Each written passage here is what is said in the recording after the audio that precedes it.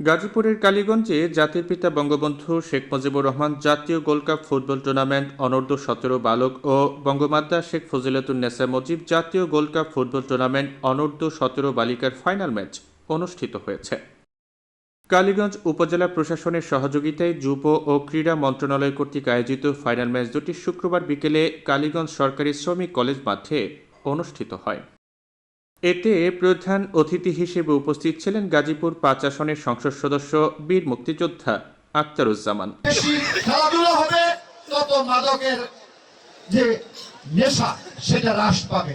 তাই আমরা চাই আগামী দিনের বড় ইনভেস্টমেন্ট সরকারের হোক, সমাজের হোক, শিক্ষা প্রতিষ্ঠানের হোক, খেলাধুলাতে বড় ইনভেস্টমেন্ট হলে সমাজ সজীব থাকবে, নির্মল থাকবে, আপনারাও ভালো থাকবেন। ফাইনাল খেলায় সভাপতিত্ব করেন কালীগঞ্জ উপজেলা নির্বাহী অফিসার এস.এম.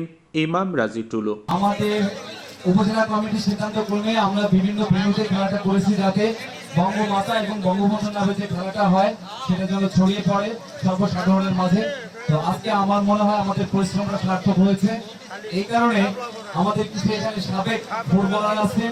অনুষ্ঠানে বিশেষ অতিথি হিসেবে উপস্থিত ছিলেন কালীগঞ্জ উপজেলা পরিষদের চেয়ারম্যান মোহাম্মদ আমজাদ হোসেন স্বপন। আগামী দিন নেশামুক্ত এই কালীগঞ্জ গর্ব এবং ফুটবল আজকে যে খেলা উপহার দিয়েছেন আমার মনে হয় জাতীয় খেলা উপহার দিয়েছে। এখানে আমরা দীর্ঘক্ষণ খেলা উপভোগ করেছি, এর জন্য যারা কষ্ট করে খেলেছেন তাদেরকে ধন্যবাদ জানাই। এছাড়াও এদিনের খেলায় কালীগঞ্জ পৌর মেয়র এস.এম. রবিন হোসেন, উপজেলা পরিষদের ভাইস চেয়ারম্যান মোহাম্মদ মোজাম্মেল হক, মহিলা ভাইস চেয়ারম্যান জুয়েন আহমেদ, কালীগঞ্জ উপজেলা প্রেস ক্লাবের সাধারণ সম্পাদক আব্দুর রহমান উপস্থিত ছিলেন।